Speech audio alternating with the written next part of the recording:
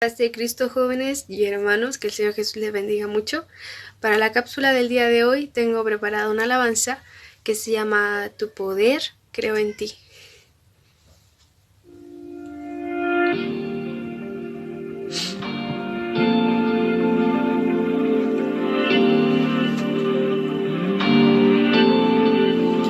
No hay temor, yo creo en ti. Duda no hay desde que vi tu fiel amor, mi defensa una y otra vez. Tengo esperanza solo en ti, mi fortaleza está en ti, tu fiel amor, mi defensa una y otra vez. Abre hoy las aguas, cuídame en las llamas y demuestra tu poder, demuestra tu poder. Calla al enemigo, revive al perdido y demuestra tu poder, demuestra tu poder. Creo en ti, Señor, yo creo en ti, Señor, vierte tu amor, yo creo en ti, tu gran poder, demuestra aquí, Espíritu ven, derrámate una y otra vez, Señor, abre hoy las aguas, cuídame en las llamas y demuestra tu poder, demuestra tu poder. Calla al enemigo, revive al perdido y demuestra tu poder, demuestra tu poder. Dios de promesas, Dios de abundancia, vas mucho más allá, Señor, no fallarás, tu nombre es sin igual, nada te detendrá, todo es posible en ti. Dios de promesas, Dios de abundancia, vas mucho más allá, Señor, no fallarás, tu nombre es sin igual, nada te detendrá, todo es posible en ti. Abre hoy las aguas, cuídame en las llamas y demuestra tu poder, demuestra tu poder. Calla al enemigo, revive al perdido y demuestra tu poder, demuestra tu poder. Creo en ti, Señor, creo en ti, Señor. Ya no hay temor, yo creo en ti. Duda no hay desde que vi tu fiel amor, mi defensa una y otra vez.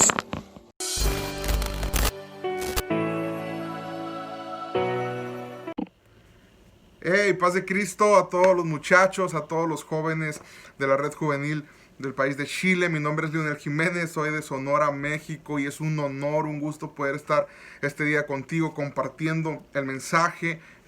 Me siento muy honrado. Gracias a Nimsi por la invitación. Un abrazo a toda tu familia, Nimsi, a quienes admiro demasiado por la labor y la pasión que tienen por el evangelio. Muchas bendiciones a los misioneros y la familia Rivas, y a todos los muchachos que están ahora conectándose. De verdad que es un gusto poder interactuar este día a través de este medio. Vamos a ir a Hebreos capítulo 12. ¿Qué les parece si vamos entrando de lleno al mensaje, a la predicación, a lo que el Señor quiere hablar a nuestras vidas este día? Hebreos capítulo 12, vamos a leer el versículo 2, un versículo muy popular, pero vamos a adentrarnos aquí y después vamos a hacer una pequeña oración. Qué genial que ahora pues sí, la tecnología nos permite poder relacionarnos de esta manera. Les mando toda la fuerza de un taco mexicano a todos mis amigos chilenos por allá. No sé si sea común o hay algunos puestos de tacos mexicanos por allá, pero yo creo que esa es nuestra mayor virtud gastronómica, los tacos mexicanos y que estén picantes. Tengo entendido que por aquellas regiones el picante no es muy querido. Acá en México prácticamente en el biberón, cuando estamos bebés, creo que hasta le echan picante, nos van acostumbrando desde niños, ¿no? A todo esto, pero vamos a entrar de lleno. ¿Qué les parece? Hebreos capítulo 12, versículo 2 dice así: puestos los ojos en Jesús, el autor y consumador de la fe, el cual por el gozo puesto delante de él sufrió la cruz, menospreciando el oprobio, y se sentó a la diestra del trono de Dios. Oramos. Jesús, te queremos dar gracias por esta oportunidad. Señor, sé que estamos en el siglo XXI, sé que estamos en un mundo globalizado, y sé que en muchos de nuestros países en Latinoamérica estamos acostumbrados a ver una Biblia quizá, o saber que las Biblias están al acceso de todos. Pero hoy queremos darte gracias porque tenemos una Biblia en nuestro idioma, tenemos una Biblia traducida al español. Gracias porque a través de los siglos has levantado hombres y mujeres apasionados por ti, que han dedicado sus vidas a traducir la Biblia, e incluso cuando la Biblia estaba restringida para las masas, tú levantaste corazones apasionados en la Reforma para que hoy tuviéramos acceso a tu voz escrita. Te damos gracias por el privilegio de poder leer tu palabra, Señor. Esta tarde yo vengo aquí no contando mi autoridad ni contando mi opinión. Vengo aquí, Señor, parado sobre la verdad de la Escritura, que es la fuente de autoridad. Y quiero pedirte que cada uno de nuestros corazones estén sensibles, estén dispuestos a la semilla de tu palabra. Danos corazones humildes, danos corazones llenos de asombro, de expectativa con lo que tú quieres hablarnos este día. En el nombre de Jesús, amén y amén. La Biblia nos está diciendo que pongamos nuestros ojos en Cristo, y este versículo creo que de alguna manera está apuntando a la esencia de la Biblia misma, a la esencia de la vida misma. Porque es muy sencillo y parece que, yo sé que entre ustedes muchos son seguidores de Cristo, otros están simpatizando, están visitando, están relacionándose recién con el cristianismo, pero parece que es como obvio de pensar que todos los que han seguido a Cristo mantienen fija su mirada en Cristo Jesús, pero no tienen idea qué tan sencilla, o quizás sí la tenemos, qué tan sencillo es desviar nuestra vista de Cristo Jesús. Y más ahora que la cultura, yo le he titulado a este mensaje el Jesús de la Biblia, porque quiero hablarte algunos aspectos de la belleza de Cristo. Quiero hablarte algunos aspectos que son inigualables, incomparables, que son los motivos por los cuales Jesús merece ser no solo seguido, sino son los motivos por los cuales Jesús merece ser atesorado, son los motivos por los cuales Jesús merece ser exaltado, son los motivos por los cuales Jesús es mucho más alto que cualquier otra cosa alta en este mundo, y mucho más profundo que cualquier otra cosa profunda en este mundo, en este universo. Y ahora mismo, en el siglo XXI, la globalización de alguna forma nos ayuda a tener acceso a mucha información que antes era complicado tener. Y esto también ha creado que de alguna manera la cultura empiece a tratar de desviar nuestra mirada, que la cultura empiece a tratar de decirnos, o más bien la cultura empieza a decirnos: no veas a Cristo Jesús. Acá tenemos nuevos modelos de Jesús. Acá tenemos a un Jesús que se adapta a tus deseos. Y esto es bien común.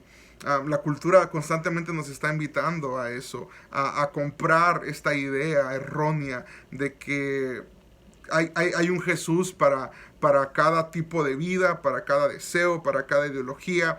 Es como si de pronto Jesús pudiese ser editado y acomodado y amoldado a cualquier gusto de las personas. ¿Sabes qué? A mí me late Jesús, pero no me gustan estos aspectos de Jesús, así que voy a editar a mi propio Jesús. Eso es lo que la cultura está haciendo, y en muchas partes del globo muchos seguidores de Jesús están desviando su mirada, y quizá porque estas ideologías o estos falsos Jesús construidos socialmente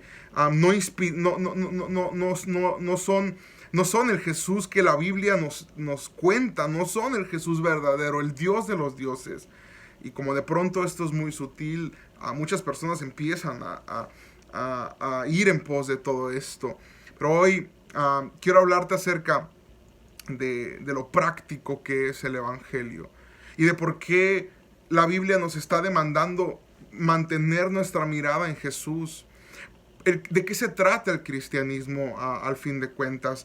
De cuál es la esencia del cristianismo, de qué se trata la Biblia, de qué se trata la vida. Una ocasión a Jesús le preguntaron, Jesús, ¿cuáles son los mandamientos más importantes? ¿O cuál es el mandamiento más importante de todos? Y ellos, los que le están preguntando, son personas que conocían mucho de la Biblia, eran líderes religiosos. Y ellos estaban tratando de hacer que Jesús de alguna manera dijese algo errado para tener argumentos en su contra y poder hacer con él lo que ellos quisieran.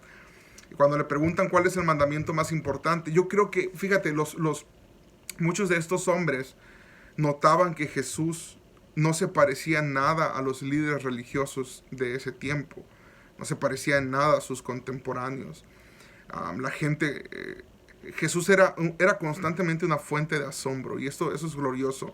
Por eso quiero ir dando poco a poco estos puntos del por qué los Jesuses culturales editados que la cultura nos quiere vender son muy inferiores. Pero cuando el corazón no está abierto espiritualmente, la gente puede confundirlos. Por eso C.S. Lewis, uno de mis escritores favoritos, él dice: yo necesito a Jesús y no algo que se le parezca, porque cuando el corazón no puede ver, de pronto la gente puede confundirse. Pero cuando el corazón es abierto y puedes ver la belleza de Cristo, no hay nada que se le compare, es inconfundible. El Jesús de la Biblia es glorioso, es alto, es sublime. Y estos líderes notaban que Jesús no se parecía a ellos. Como les decía, Jesús es una fuente constante de asombro. De hecho, es la fuente más grande de asombro que hay en el universo.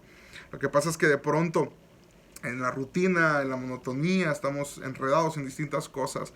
No podemos dedicar nuestros corazones a vislumbrar esta belleza y a ver cómo Jesús es una fuente constante de asombro. Que ustedes saben que las cosas que son asombrosas naturalmente sacan de nosotros expresiones como wow, expresiones como qué hermoso, expresiones como qué bonito. Cuando ves un atardecer, naturalmente te gusta el atardecer, ver los colores en el cielo. No hay nadie que te obligue y te apunte con una pistola y te diga: a ver, elogia ese atardecer, y tú tengas que a fuerzas decir: wow, qué bonito atardecer. No, lo hacemos naturalmente. Y así Jesús, pero multiplicado por el infinito, es una fuente de asombro que naturalmente a todos estos corazones que ahora pueden ver, Jesús los está llenando de asombro. Y los líderes miraban que Jesús se juntaba mucho con personas de dudosa reputación, que Jesús atendía a los pobres, que Jesús consolaba a los que estaban en tristezas profundas, que Jesús daba nuevas oportunidades a quienes la sociedad no las daba. Empezaron a ver que en algún momento Jesús había confundido, o Jesús no estaba siguiendo al pie de la letra lo que la ley decía, y ellos quisieron probar a Jesús y le preguntaron: a ver, Jesús, porque para todo el pueblo judío la Torá es lo más alto, es lo más sagrado. La vida se trata de lo que ese libro dice. Entonces, cuando ellos le preguntan a Jesús cuál es el mandamiento más importante, estaban esperando que Jesús respondiera otra cosa, pero sí responden lo que ellos saben que es verdad. Jesús dice: el mandamiento más importante es amarás al Señor tu Dios con todo lo que eres, con todo lo que tienes, con todo lo que haces. Amarás al Señor tu Dios con toda tu fuerza, tu corazón, tu mente. Y ellos dicen, es correcto, ese es el mandamiento más importante. Entonces ellos están felices, ellos ya tienen su respuesta. Jesús respondió bien y al menos en esta ocasión no pudieron tenderle una trampa. Pero antes de que ellos se vayan, Jesús les dice, espérense, les acabo de dar el mandamiento más importante, pero hay un segundo mandamiento que es bien importante. No es igual de importante que el primero, pero lo que Él te está diciendo es, tú no puedes cumplir el primer mandamiento sin cumplir el segundo mandamiento. O sea que automáticamente si cumples el primero, debes cumplir el segundo. Y Él les dice, amarás a tu prójimo como a ti mismo. Y en ese momento quizá los líderes religiosos se sintieron atacados porque Jesús les estaba diciendo esto. Ustedes profesan amar a Dios, pero no tienen compasión con su prójimo. Y cuando yo veo que ustedes no aman al prójimo, eso me da a entender que ustedes no aman verdaderamente a Dios. Porque todo aquel que ama genuinamente a Dios, por consecuencia natural, amará y servirá a su prójimo. O sea que no puedes cumplir solo el primer mandamiento sin automáticamente cumplir el segundo. Estos son los dos, Jesús dijo, estos son los dos grandes mandamientos. En esto se resume toda la ley y los profetas. En otras palabras, el Jesús de la Biblia nos está diciendo de qué se trata la vida aquí. La vida se trata de amar. La vida, en alguna ocasión hace algunos años prediqué acerca de la vida es amarilla. La vida es amarilla y quizá te va a servir para que lo recuerdes. ¿De qué color es la vida? La vida es amarilla. ¿Por qué? Era un juego de palabras, ¿no? Porque la vida es amar y ya. Amar y ya. Amar y ya. Amar y ya. Entonces, nunca olvides que la vida se trata de amar. Que en eso se resume la vida, en el amor. Pero, ¿qué es el amor? ¿Cómo amar? Y Jesús nos lo está diciendo aquí. La vida se trata de amar primeramente a Dios. Y después, en segundo lugar, de amar al prójimo. Pero para que esto pueda ocurrir, para que yo pueda amar a Dios, tengo que comprender primero el principio que me dice Juan. Juan nos dice que nosotros le amamos a Él porque Él nos amó primero. En otras palabras, nunca nosotros damos el primer paso. El Jesús de la Biblia es el conquistador, es el que toma la iniciativa. El verdadero Dios es el que crea el plan de salvación y Él toma la iniciativa para venir por nuestros corazones y conquistarnos. Él toma la iniciativa para reconciliarnos. La humanidad está enemistada con Dios. La humanidad ha pecado, ha fallado. Pero Dios es el que toma la iniciativa para la reconciliación. Y lo hace en la cruz del Calvario. Y nunca un ser humano va a decir, yo empecé a amar a Dios primero, luego Él me amó a mí. No, nosotros le amamos porque Él nos amó primero. Y la Biblia nos está invitando aquí en Hebreos que pongamos nuestra mirada en este Jesús, en el Jesús verdadero. ¿Y cómo es que yo puedo ver a Jesús? Porque claro que podemos adorar a Cristo, podemos en nuestro espíritu percibir a Jesús, pero siendo muy prácticos, ¿cómo puedo ver a Jesús si es invisible? Porque la Biblia hace mucho énfasis en que todo se trata de Jesús. El Evangelio empieza a revelar, el Nuevo Testamento empieza a revelar cómo desde el Antiguo Testamento distintos escenarios, y no solo distintos, sino que todos los escenarios del Antiguo Testamento estaban ahí funcionando para apuntar a Cristo Jesús.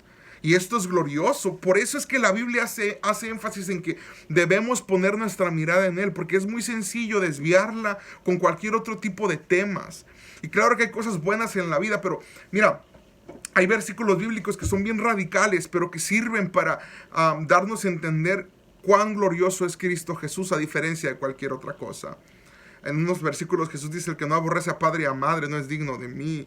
Y Él no está diciendo que debes odiar a tus padres, está diciendo que está haciendo esta comparación drástica, que es una forma de enseñar que Jesús es tan glorioso y debe ser tan amado porque es tan digno que cualquier otra cosa que podamos amar parece que la aborrecemos en comparación de cuánto amamos a Cristo Jesús.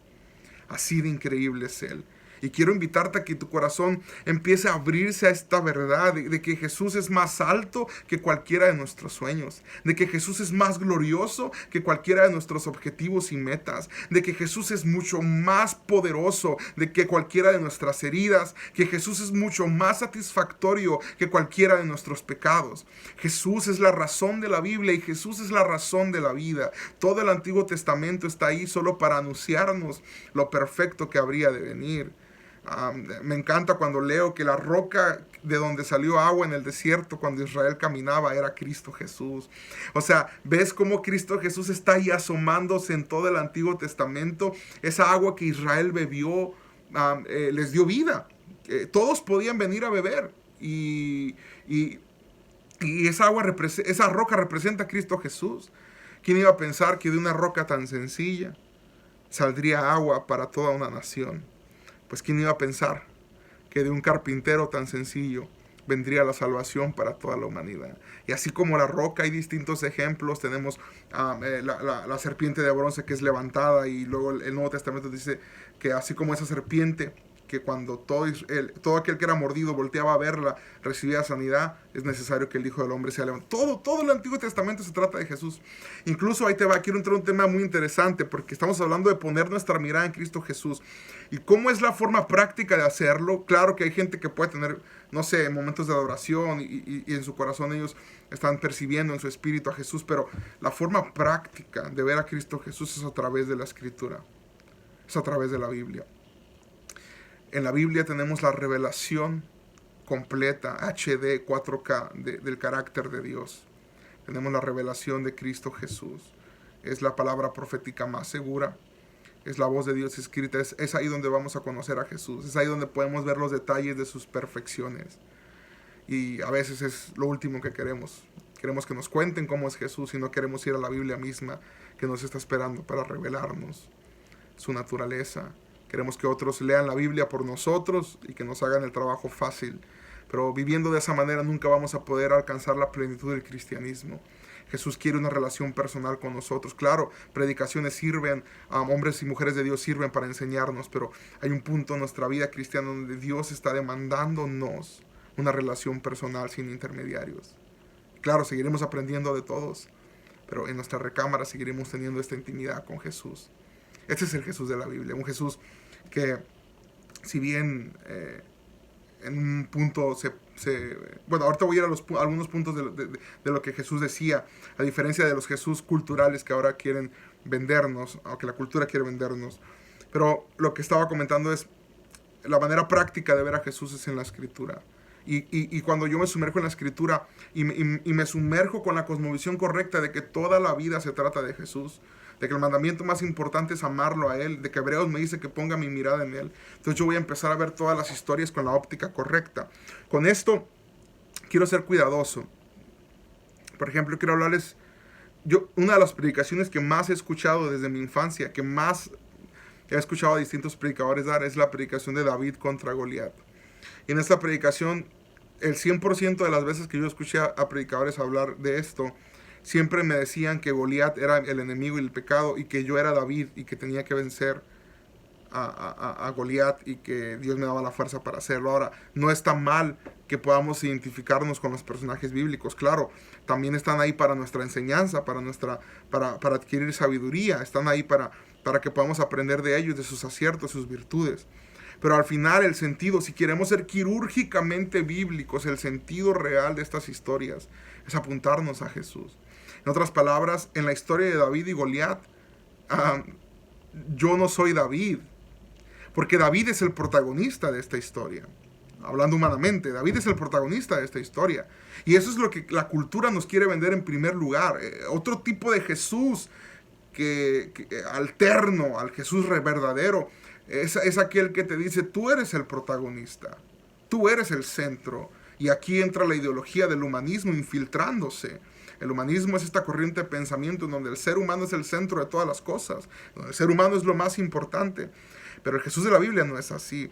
La Escritura no nos revela eso. Entonces casi siempre queremos ser David y sentirnos el héroe venciendo a Goliat. Pero en esta historia, seamos sinceros, Goliat sí representa el pecado, representa la maldad. Pero tú y yo no somos tan valientes como David. ¿Quiénes somos tú y yo? ¿Recuerdas a los demás personajes de esta historia, los personajes secundarios? Tenemos, por ejemplo, a un pueblo armado que está lleno de miedo y temblando. Tenemos a un rey Saúl que está lleno de miedo y temblando. Tenemos a toda una nación que está escondida con temor y que nadie se quiere enfrentar a Goliat. Pues esos somos tú y yo. Los papeles secundarios, no el protagonista. Porque en la vida y en la Biblia nosotros solo somos papeles secundarios que servimos a la gran misión de Dios, que Cristo sea atesorado, hacer discípulos a todas las naciones. Somos secundarios. Cristo es el protagonista. Nosotros somos, Jesús es el único protagónico. Nosotros somos los papeles secundarios. Y somos ese pueblo con miedo y temor.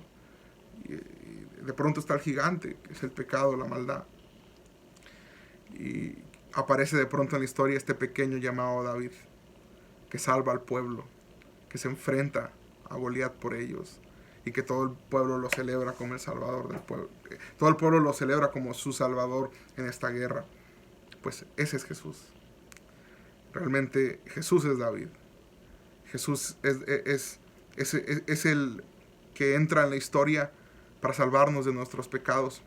Nosotros somos los que tenemos miedo, pero Él es el valiente. Él es el que sube a la cruz. Él es el que conquista nuestras vidas. Él es el que derrota el reino de las tinieblas. Él es el que vence al pecado por nosotros.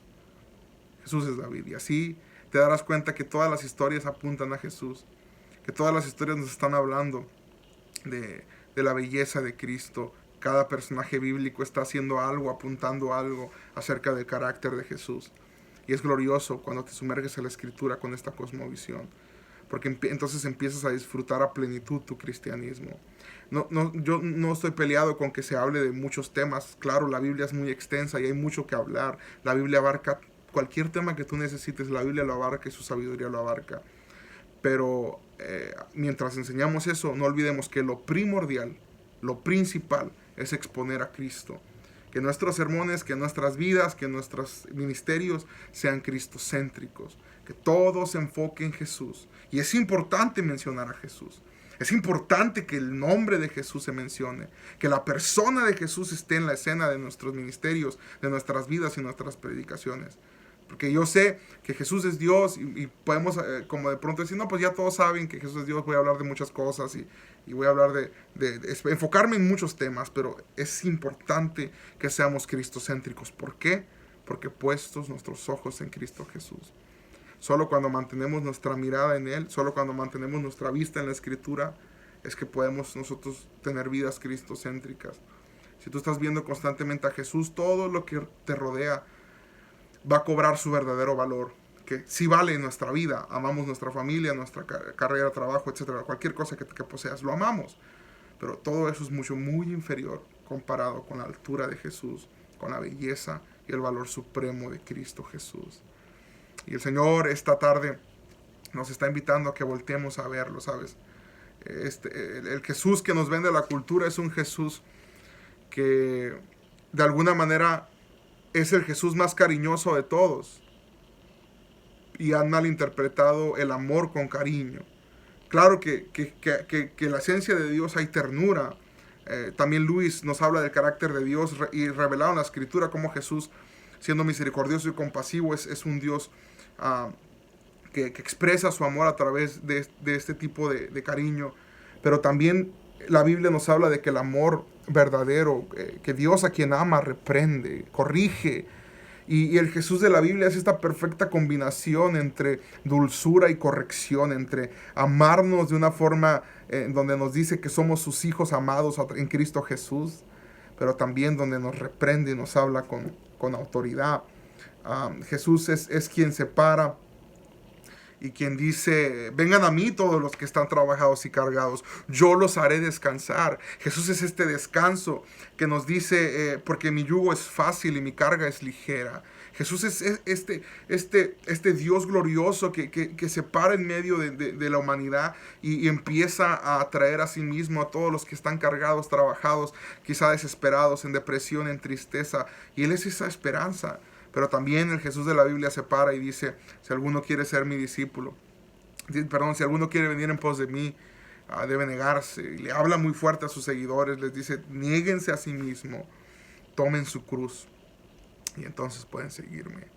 Entonces Jesús siempre es esta combinación gloriosa. Jesús siempre es tan alto, es tan increíble, es tan hermoso. Y por toda, quizá hay muchos ejemplos que pudiera dar, pero quiero casi terminar hablándote acerca de algo que Tim Keller dice. Jesús es ternura sin debilidad, fuerza sin rudeza, humildad sin una pizca de inseguridad. Ojo lo que está diciendo aquí. Autoridad determinante sin egocentrismo, santidad y fe firme sin inaccesibilidad, poder sin consideración. Perdón, sí, poder sin desconsideración. O sea que en otras palabras, Jesús es esta gloriosa combinación.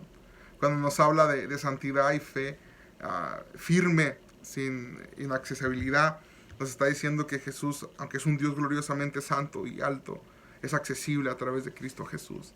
Nos está diciendo que Jesús sí es tierno, pero no es débil. Cuando Él habla de que es el león de la tribu de Judá, nos habla de la fuerza de su rugido, de la voz de su autoridad. Jesús es poderoso, pero considera a los débiles.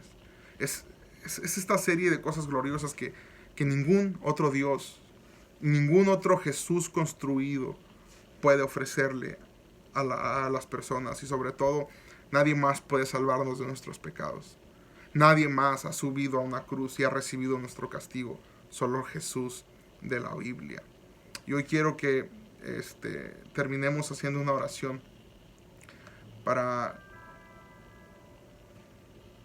que nuestros corazones anhelen, para que nuestros corazones deseen al Jesús de la Biblia, para que nuestros corazones anhelen al Dios verdadero y que nos dé la sabiduría y el discernimiento para reconocer cuando la cultura nos quiera engañar y vendernos ideas erradas, a Jesuses falsos construidos, llenos de ideologías, Jesús es donde combinan algo de verdad con ideas progresistas. Ahora mismo hay una batalla cultural y muchos cristianos están pronunciando a favor del aborto. Muchas personas, que al menos profesan ser cristianas, están pronunciando a favor del aborto, muchos jóvenes. Y cuando veo esto me doy cuenta que han comprado a otro Jesús, que se han equivocado de Jesús. Porque el Jesús de la Biblia es muy claro y desde Génesis hasta Apocalipsis la verdad de Dios está ahí. Nosotros somos hechos a imagen de Dios. Y también tenemos dos pilares, el de la ciencia, la lógica, y los pilares de la Biblia, del Evangelio, para pronunciarnos en contra de estas atrocidades que están ocurriendo a nivel global. Pero para eso necesita una generación abrazar al Jesús de la Biblia. ¿Y cómo abrazar al Jesús de la Biblia? Leyendo tu Biblia. Las estadísticas me dicen que en el siglo XXI los jóvenes son los que menos leen la Biblia. Y esta es la generación que menos ha leído la Biblia comparada con las generaciones de décadas pasadas.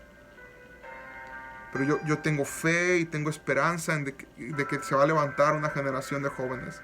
De que ahí en el país de Chile se levanta una generación de jóvenes que en lugar de estar fascinándose con diversos temas, se hacen sencillos y van a Jesús de la Biblia, quien es suficiente, quien no necesita nada para ser glorioso, no necesita ningún ingrediente extra. Jesús basta. Pero para poder conocerlo tenemos que abrir la Escritura. Oramos. Jesús, te damos honor. Te damos gracias porque hoy nos has recordado la importancia de conocerte a ti verdaderamente. Te pedimos, Señor, que nuestros corazones estén deseosos, que nuestros corazones estén anhelándote, que nuestros corazones estén ardiendo por abrir la Escritura y por compartir lo que estamos aprendiendo ahí, y que nuestras vidas sean cristocéntricas, que nuestras vidas ayuden a otros a que puedan conocerte, que nuestras vidas sean estas flechas que apuntan a tu belleza. Quiero pedirte por cada joven, Señor, que está ahora conectado, que está viendo o va a ver, si lo reproduce después esa transmisión. Quiero pedirte que tu gracia empiece a alcanzarlos. Quiero que corazones, Señor, oro lo que tu voluntad perfecta, estoy seguro, quiere hacer y está haciendo. Que corazones ahora empiecen a experimentar regeneración. Que corazones ahora empiecen a nacer de nuevo. Que personas ahora puedan sentir el peso del Evangelio y puedan reconocer cómo hemos estado equivocados pensando que el pecado no es algo que realmente te ofende y que nos afecta profundamente. Que tu espíritu empiece a traer convicción de pecado. Señor, que el arrepentimiento empiece a ocurrir. porque esto es lo que tú nos dijiste en la Biblia. Esto es lo que el Jesús de la Biblia nos pide. Necesitamos nacer de nuevo para entrar al reino de los cielos. Oro que ese milagro empiece a ocurrir en corazones. En el nombre de Jesús. Te damos gracias, Padre. Te damos gracias. Amén. Amigos, qué honor poder compartir este día con ustedes. De verdad, les mando un abrazo, sigan adelante. Los felicito por toda la dinámica que han estado llevando en esta cuarentena, buscando a Dios juntos, aprendiendo juntos y honrando la palabra juntos. Sigan así. Estoy seguro que Dios ya ha levantado entre ustedes hombres y mujeres de Dios que están haciendo cambios verdaderos en su alrededor, en sus familias, en sus comunidades, y los seguirá levantando para su gloria. Porque todos trabajamos para la misma misión: hacer discípulos a todas las naciones. Ser discípulos no es otra cosa que enseñarle al mundo a atesorar a Jesús, a aferrarse a Cristo con todo lo que somos y tenemos, y las consecuencias serán gloriosas. Por eso aférrate a Cristo Jesús y disfruta las consecuencias. Un abrazo desde México. Dios los bendiga. Mi corazón con ustedes, mis oraciones con ustedes. Bendiciones.